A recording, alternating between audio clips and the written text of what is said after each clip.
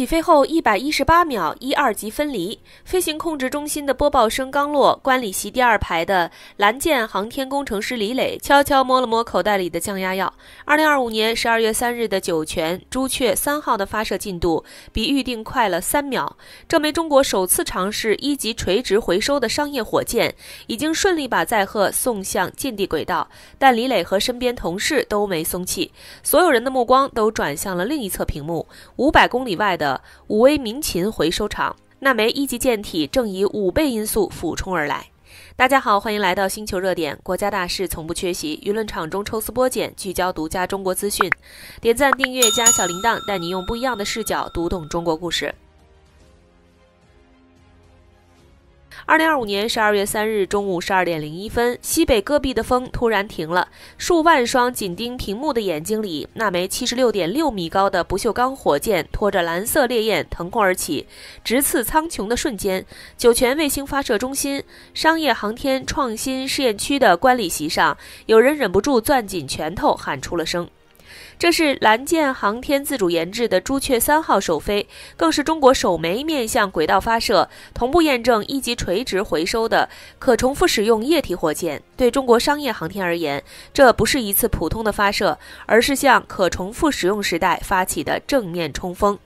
飛行控制中心的大屏上，數據跳動的精準而穩定。起飛後118秒，1、2級順利分離；186秒，整流罩成功拋離；290秒，2級發動機首次關機進入滑行階段。當倒計時走向420秒，2級發動機2次點火成功，有效載荷精準送入預定近地軌道。入軌成功，控制台傳來的歡呼聲瞬間淹沒了所有嘈雜，有人當場紅了眼眶。這是中國商業航天在中大型液體火箭領域的歷史性突破。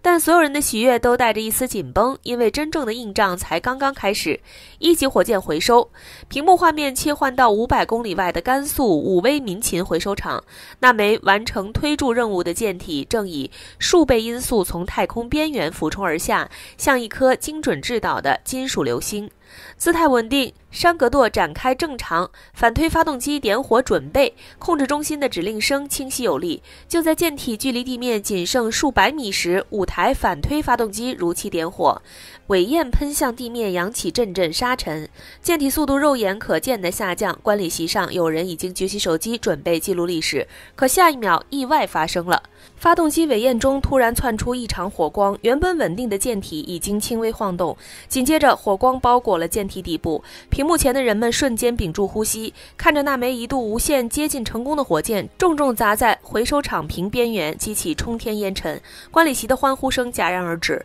剛剛還在鼓掌的手僵在半空。幾位藍箭的工程師轉身走向技術區，背影裡透着難以掩飾的沉重，連那面象徵發射成功的大紅屏都沒人再去合影。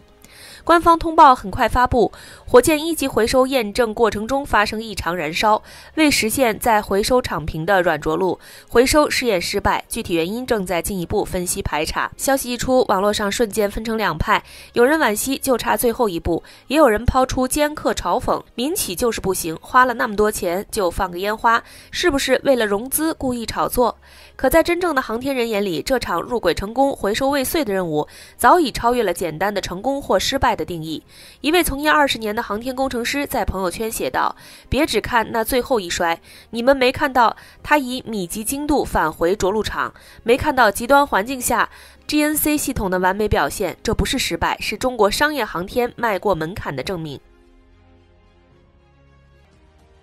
要理解這聲巨響的重量，我們必須先搞懂一個問題：讓一枚火箭垂直回收到底有多難？有個經典比喻非常恰當，相當於在狂風暴雨中把一根裝滿炸藥的薄皮易拉罐從100米高空扔下，還要讓它精準落在指甲蓋上，並且穩穩立住。而朱雀3號的難度還要在此基礎上乘以10倍。火箭1級艦體的乾質比僅4%左右，和我們喝的可樂罐壁厚度相當，卻要在超音速載入、極端高溫、氣動擾動的複雜環境中完成姿態調整、減速制動和精準着陸。小編覺得單從技術環節拆解，這其中至少橫亘着3道天堑。第一道是發動機推力調節，回收時艦體燃料已基本耗盡，重量大幅減輕，發動機推力必須從發射時的峰值精準降至恰好能拖住艦體的程度，推力偏差哪怕超過5%，要麼會把火箭推回空中，要麼會直接摔碎在地面。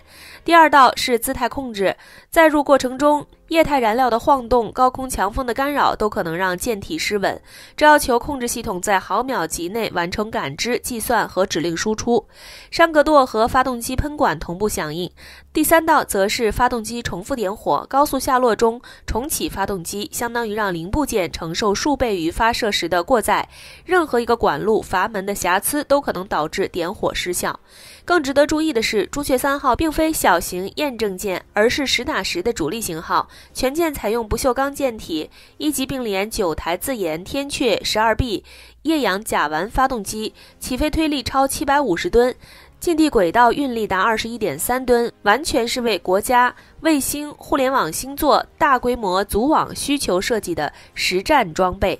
首飛就敢挑戰入軌加回收雙目標，這種一步到位的激進姿態在全球航天史上都極為罕見。或許有人會問，為什麼非要冒這麼大風險，先把入軌做好不行嗎？成本就是答案。藍箭航天創始人張昌武曾算過一筆賬，火箭發射成本中燃料僅占 0.3%， 而艦體和發動機占比超 95%。換句話說，一次發射後艦體報廢，相當於花100塊錢辦事兒，99塊錢都打了水漂。要實現航天產業化，復用是唯一的出路。這也是馬斯克、SpaceX、貝索斯、藍色起源等全球航天巨頭的共識。而中國商業航天的處境注定了我們不能走先入軌再回收的保守路線。當 SpaceX 已經實現火箭復用31次，壟斷全球 80% 商業發射市場時，我們的商業航天才剛剛走過10年歷程。如果按部就班跟在後面追趕，只會永遠落後。朱雀3號選擇首飛即回收，看似冒進，實則是後發者的必然選擇。用一次試驗驗證最多的技術節點，用最快的速度迭代優化。更何況這次回收試驗的失利，其實藏着太多值得驕傲的細節。藍箭航天官方透露，火箭返回彈道精度極高，殘骸精準落在回收場邊緣，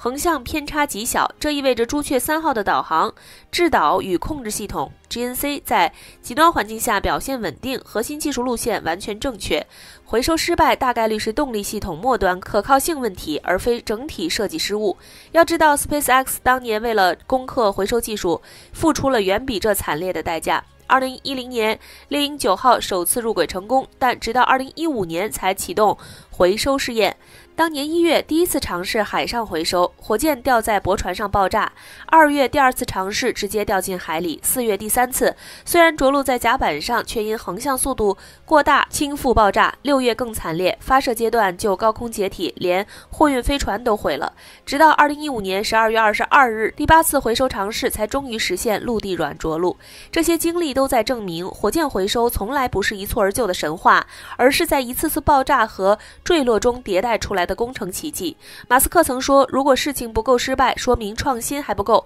對中國商業航天而言，朱雀3號的這一摔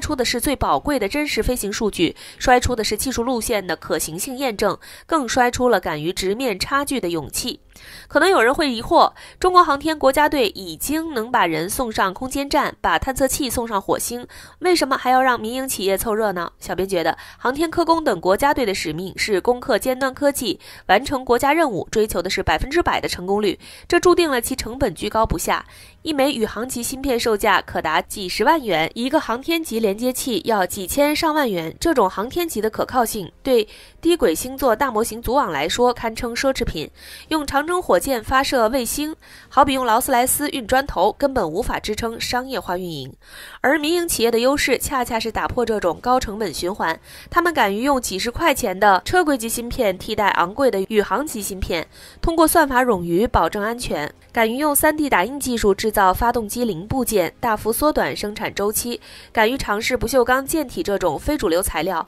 用技術創新換成本優勢。藍箭航天的實踐已經證明，這種思路行得通。朱雀3號一次性任務低軌運力達21.3噸，單位成本目標壓制每公斤2萬元以下，直追獵鷹9號水平。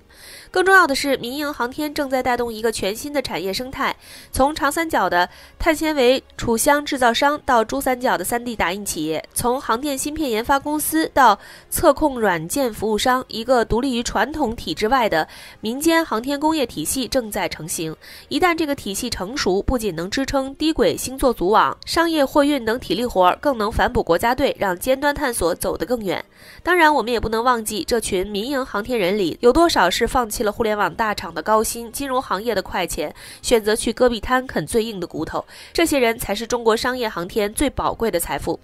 所以，請給他們一點時間、一點耐心、一點寬容，因為他們的征途關乎我們每個人的星辰大海。